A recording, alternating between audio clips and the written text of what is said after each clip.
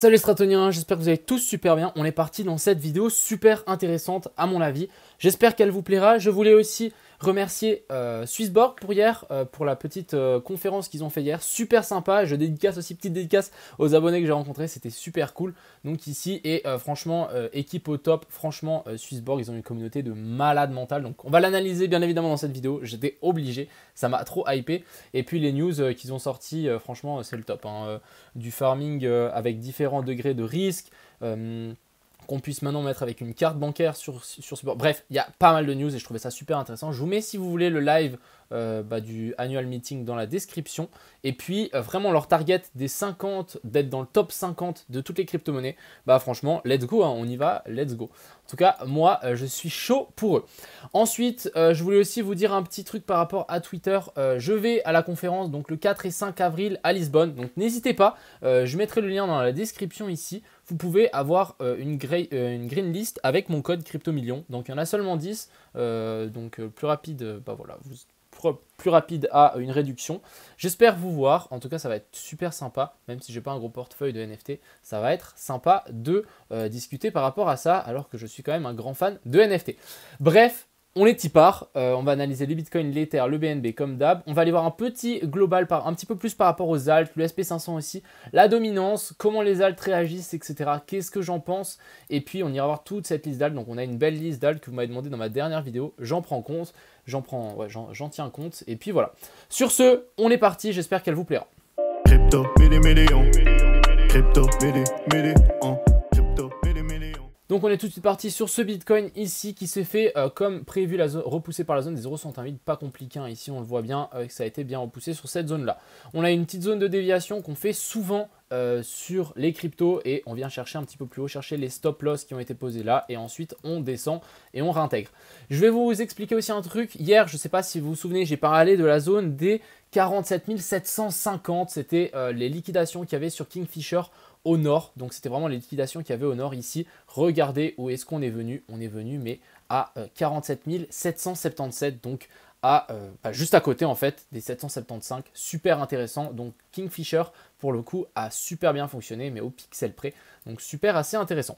Maintenant on a eu une petite correction, donc comme hier hein, j'avais dit qu'on pouvait avoir une petite correction. Donc maintenant qu'est-ce qu'on s'attend par rapport à cette petite correction? Donc plusieurs scénarios ici selon moi. Premier scénario, maintenant on enfonce, on va chercher beaucoup plus bas et on fait un vrai Bart Simpson. C'est ce que j'ai partagé sur Twitter juste avant. Donc j'ai partagé ça. On peut largement chercher plus bas. Et si on s'amuse avec Kingfisher ici, on a des liquidités à venir chercher et des liquidations vers la zone des 42 400. Donc ça fait quand même un petit bout plus bas. 42 400, ça nous fait jusqu'ici en bas. Donc ouais, ça nous fait un certain bout jusqu'ici en bas. Donc ça, c'est assez intéressant. Ça voudrait dire qu'on peut revenir jusque là pour ensuite repartir. Je dis que c'est pas exclu. On peut largement arriver là, faire une grosse mèche, latéraliser, maintenir ce niveau-là des anciens tops et ensuite venir chercher plus haut. Personnellement, ce n'est pas le scénario que je privilégie. Moi, je privilégie que notre vague ici, petite vague, donc en 1, 2, 3, 4 et 5 n'est pas terminée et qu'il nous manque une dernière vague. Donc, je vais passer sur cette charte. Ici, on a une petite vague des lots, donc 1, 2, 3, 4 et ensuite 5. On vient chercher la zone des 0,108. Donc parfaitement, on vient chercher ici la zone que j'ai notée hier. Je ne sais pas si vous vous souvenez, j'ai dit qu'on pouvait largement revenir rechercher ces niveaux-là. Donc c'est exactement ce qu'on a fait. On est venu chercher ces niveaux-là. On a fait une mèche, donc si je déplace ça, donc la 4 ici, on a fait une mèche qui est venue chercher les stops qui avaient été placés là-dessous. Et du coup, à mon avis, maintenant, on peut repartir vers le nord. Maintenant, qu'est-ce que ça nous dit si maintenant on a notre sommet ici de 3, notre 4 qui est trouvé là. Donc simplement, on va tirer une petite fibo d'extension. Donc racine, sommet de la 1, bas de la 4. Et du coup, notre 5 pourrait nous ramener vers la zone des 161,8, voire un petit peu plus haut, 123, 161,8. Donc maintenant, actuellement, j'attends une 5e vague et un pump à partir de là. Si on repasse sur cette petite charte, ici on peut voir en 15 minutes, on a une super petite trendline ici qui a été formée, donc bottom, bottom, et là ça a bien été clôturé au-dessus, donc ça c'est plutôt encourageant.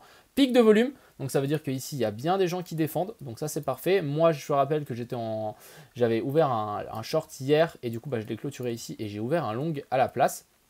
Parce que je pense que voilà, on peut largement breakout et venir chercher un petit peu plus bas. Très content en fait de cette petite correction et maintenant à voir si on peut pas venir chercher plus bas. Je vais vous montrer encore une fois mon scénario global par rapport à ce Bitcoin. Donc actuellement on est en train de faire cette petite, donc 1, 2, 3, 4 et maintenant on veut une 5. Maintenant, est-ce que la 5 sera assez puissante pour venir chercher notre sommet de 5 de la plus grande ici pour vraiment clôturer toute cette vague d'Elliott? Et une fois qu'on sera arrivé là, en 1, 2, 3, 4, 5, ici, on a aussi notre 5 qui finit là et là. Là, on pourra se dire, ok, on s'attend à une correction un petit peu plus avec une plus grande envergure et on pourra, pourquoi pas, venir chercher la zone des 39 000, 40 000 plus bas et sans doute on peut largement le faire. Donc voilà un petit peu mon plan. Je suis actuellement en long, on verra si ça passe. Je suis plutôt, je ne vais pas dire confiant, mais je suis plutôt content de ce point d'entrée finalement. Et puis voilà. Passons sur cette dominance du Bitcoin ici maintenant qui a repump, donc assez intéressant. Un petit pump, toujours en train de latéraliser ici sous cette grosse zone de résistance, donc là 1260 points. On va pouvoir tirer une petite trend ici, donc tac. Sur lequel on peut peut-être en faire un triangle rectangle avec une compression ici vers le nord. Maintenant, il faut simplement attendre une cassure soit vers le haut, soit vers le bas. Et encore une fois, ça va être décisif pour les alts. Si on a une cassure ici vers le bas, ça voudra vraiment dire que, ok, on est peut-être reparti pour un petit pump des alts. Si on a une cassure vers le haut, on pourra se dire, ok, le bull run du Bitcoin peut peut-être repartir et on aura la puissance du Bitcoin qui va venir avec. Ce qui correspond plus ou moins, on va juste repasser ici. Sur cette dominance du Bitcoin ici, actuellement, on est venu faire un joli petit retest donc sur les anciens tops. Si on prend juste avec les mèches, je vais vous montrer, tac, magnifique. Et en fait, du coup, on peut largement en fait remonter ici, donc vers la zone des 45%, 45,5%. Et à ce moment-là, soit on traverse, soit on se fait rejeter. Et si on se fait rejeter, les alts, là, ça sera intéressant de rentrer sur les alts. Personnellement, je préfère rentrer sur le Bitcoin, vu comme la dominance du Bitcoin est plutôt bullish. Je vais vous montrer le SP500 qui est super intéressant pour moi et je vais quand même vous dire 2-3 trucs. Donc SP500, on est venu chercher la zone 0,108, ça a pumpé. Pour le moment, on se fait repousser par ma fameuse zone ici. Donc si je tire un petit peu plus, voilà, on se fait pile poil repousser par ces anciens supports donc de ce M-Top. Pas très intéressant, bah, pas très ouf on va dire. Maintenant, ce qu'on veut, c'est pourquoi pas un retour sur la zone des 0,108. Beaucoup de gens m'ont dit ouais mais on doit clôturer ce gap, etc. Non, on n'a aucun besoin de clôturer ce gap, c'est un gap de rupture. Donc ça veut dire qu'on inverse la tendance actuelle. On est en descente et boum, et là il y a un gap. Et ça nous inverse la tendance et ça c'est plutôt un signe de retournement plutôt puissant. Ok, on peut largement venir le combler, tant mieux, mais on n'est pas du tout obligé de venir le combler. C'est souvent des gaps de super puissants de retournement. Sinon, on a des gaps de continuation, donc c'est quand on est en tendance haussière, on a un gap et ensuite le cours continue, et ça on revient souvent les clôturer. Donc ici par exemple, gap de continuation, gap de continuation, gap de continuation. Donc souvent, ici aussi gap de continuation, souvent on vient les chercher et beaucoup plus souvent qu'un gap de rupture. Donc ici, on n'est pas du tout obligé de venir chercher, c'est la même chose que le gap sur les CME.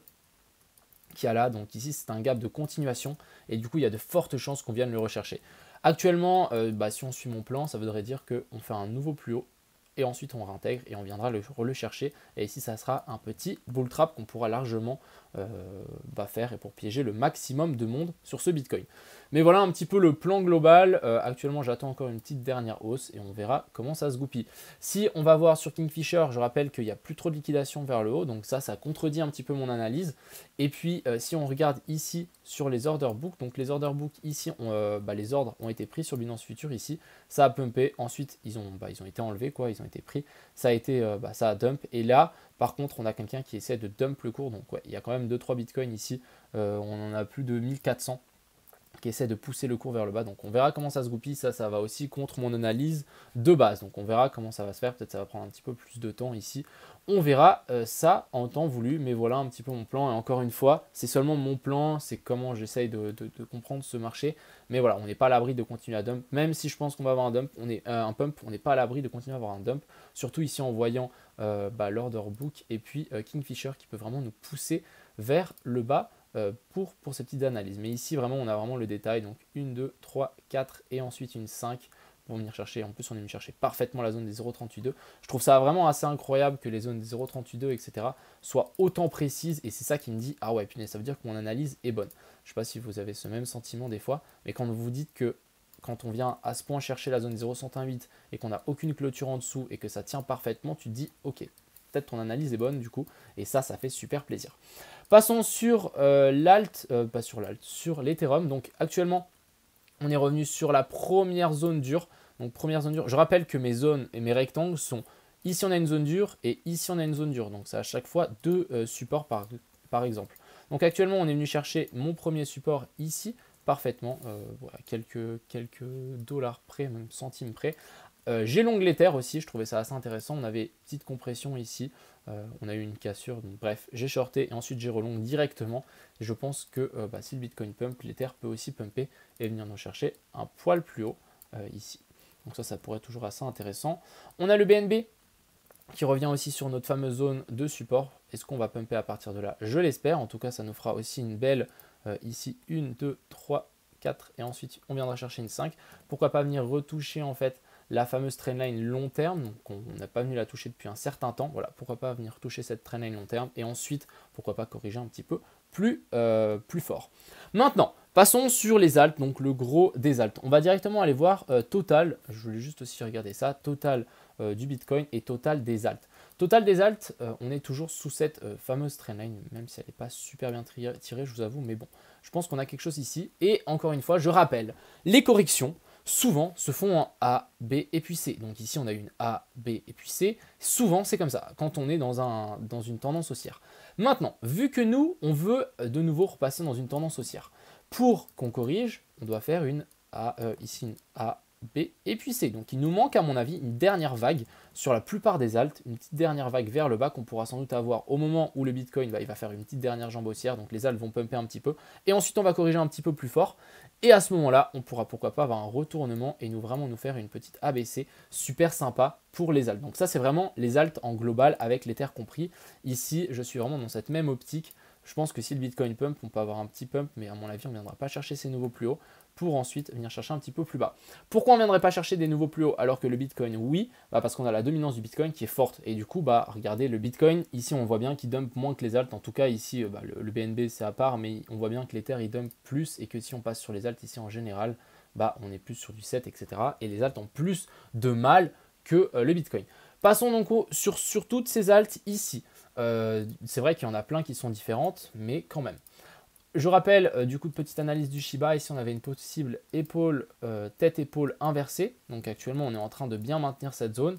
Encore une fois, est-ce que j'y crois? Moyen. Ici, quand on voit cette pattern ici, pour moi, ça me fait tout penser à un vieux bear flag. Et à mon avis, on pourra venir chercher un petit peu plus bas pour ensuite repartir vers le nord. Ça nous permettra de faire un petit piège, choper les stops et venir chercher, pourquoi pas, ces fameuses zones de support vers la zone des 0,025.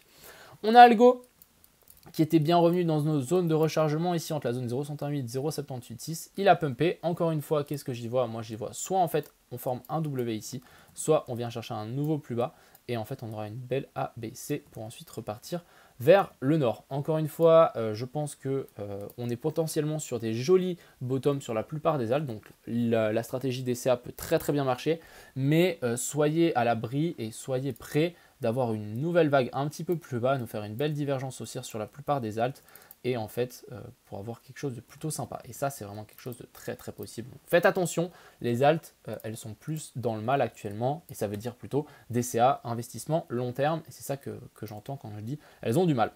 Ici on a le Atom toujours en train de latéraliser sur la zone des 26. Franchement belle zone, cette zone des 26. Encore une fois j'aime pas trop parce qu'on fait des U. Ouais, on fait des arrondis en fait, au lieu de faire des U. Je voudrais vraiment qu'on fasse des U au lieu de faire des arrondis. Et du coup, là, on peut juste faire une séance inversée. Ça peut être vraiment très moche. Mais on veut inverser cette tendance. Donc, à voir comment ça va se goupiller. Mais ici, on pourrait très bien venir chercher un petit peu plus bas cette trendline long terme ici, sur lequel on est venu toucher plusieurs fois. Pourquoi pas faire ça, tac, et ensuite repartir. Et pourquoi pas même venir chercher une petite descente un petit peu en dessous pour ensuite repartir vers le nord. Ensuite, on a notre fameux CHSB, donc assez intéressant. Hier, en fonction, juste avant la conférence, on a eu un pump. Juste après la conférence, on a eu un petit dump. Donc, vous allez me dire de pas grand-chose, mais quand même, c'est quelques pourcentages. Voilà, c'est 11%. On dirait pas comme ça. Mais voilà, quand même, on a eu un petit pump and dump en fonction de la conférence. Sinon, ça continue à latéraliser tranquillement. Par contre, on est vraiment en train de consolider et de compresser cette fameuse charte. Donc, si on a une cassure vers le haut, je pense qu'on va pouvoir s'envoler, mais assez facilement. Encore une fois, il y a des super news du côté de Swissborg et du coup, je suis plutôt bullish là-dessus. Si on a une cassure vers le bas, on aura toujours ici cette fameuse zone de recharge qui sera vraiment une magnifique zone d'achat et ça sera vraiment pour moi un jeton presque donné vers la zone entre la zone des 25 et 30 centimes. Si on casse cette fameuse trendline, on pourra sans doute s'extirper vers le nord. En tout cas, je croise les doigts. Ensuite, on a le CRO qui a bien repumpé depuis ce bottom ici, assez intéressant.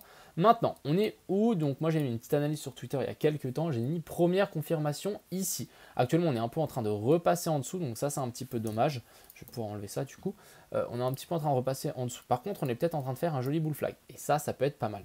Encore une fois, je pense que le CRO pourra vraiment se dire ok, on repart bullish clairement au moment où on aura un gros breakout, la zone des 0,66.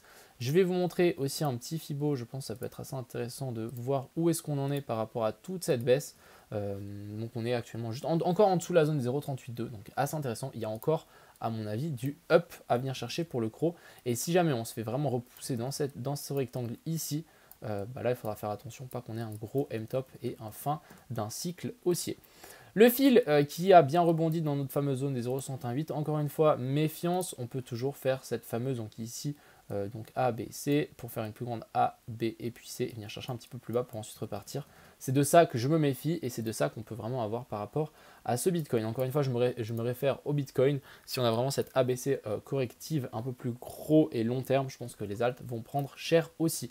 FTM toujours au-dessus de cette trendline ici qui tient. On voit que les volumes vraiment sont à la baisse. Donc ça peut être assez un bon signe. Ça veut dire qu'il y a de moins en moins de gens qui traitent. Donc c'est plus ou moins à l'abandon. Et du coup, si ça veut pumper, ça pourra pumper plus facilement. Et les bears, ils ont de moins en moins de tokens à vendre, tout simplement. Si vraiment on lâche, je pense qu'une magnifique zone d'achat sera vers la zone des 1.6. Pile poil ici à ce petit aller-retour là-dessus, ça sera vraiment une magnifique zone. Si on y vient, en tout cas, moi, je considérerais ça comme un achat. Je vais mettre une petite alarme. Ensuite, FTM, voilà, toujours même analyse ici. Une autre analyse un petit peu plus différente avec plutôt un range, avec une petite déviation ici sur lequel on est revenu et qu'on repasse. Donc, est-ce que maintenant on ne vient pas faire support ici ou support un petit peu plus bas pour ensuite repartir? Le Gala super intéressant à surveiller de près aussi selon moi. On est bloqué sous cette fameuse trendline ici long terme. Je vais juste enlever ça, hop. On est bloqué sous cette fameuse trendline long terme ici. Donc ici on le voit bien, tac, tac. Et encore une fois, je pense qu'on peut faire cette petite ABC. Donc A, B et puis C, venir chercher un petit peu plus bas, confirmer, venir chercher les stops là-dessous, venir chercher pourquoi pas ce petit aller-retour. Et ensuite repartir et breakout cette trendline. Et cassure de cette trendline, ça pourrait être super. Je pense qu'il y a pas mal de gens qui se disent ouais, il y a une belle épaule tête épaule. Effectivement, on pourrait largement directement pumper là-dessus. À voir, encore une fois, en fonction du BTC, mais je me méfie par rapport à les alts. Tant que la dominance du Bitcoin monte, encore une fois, les alts, je prends ça clairement avec des pincettes. EOS, même chose, on a cassé cette trendline, mais voilà, je suis toujours dans cette même optique. Encore une jambe un petit peu plus basse pour venir chercher pour le EOS. Ensuite, le Solana qui a bien rebondi dans notre fameuse zone d'achat. Même chose que je dis, on peut largement encore faire une petite jambe baissière pour ensuite repartir vers le nord. On a le TRB. On va dézoomer un petit peu, je pense que ça peut valoir la peine. TRB qui est passé sous donc, cette fameuse zone de support, donc je vais quand même vous dire que ça c'est plutôt moche. Par contre, si on arrive à réintégrer cette fameuse zone, donc je parle de la zone des 30 $, on passe par-dessus pour le TRB, ça pourrait être vraiment magnifique. Pour le moment, on y voit simplement en fait une grosse zone de support qui a été lâchée et on est venu faire résistance dessus. Et là, pour le moment, on est rejeté. Donc actuellement, je me méfie. Si on casse ici, on pourra à mon avis chercher un petit peu plus bas pour le TRB et pourquoi pas former une A, B, C. On arrive là, on latéralise et ensuite on repart et ça nous fera un joli petit double piège parce qu'ici au moment où on va casser les gens, on va dire oh, il y a un bear flag, ça va descendre plus bas, donc pourquoi pas. Et si on réintègre directement, ça pourrait être très violent et on peut faire un joli short squeeze.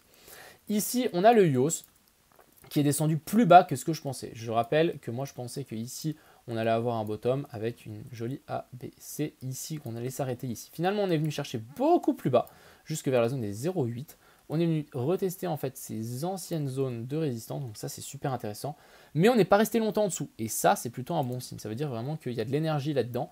On en réintègre, on vient se faire repousser par la trendline, on se fait repousser en tant que support sur cette zone qui peut maintenant nous dire qu'on a potentiellement une déviation ici.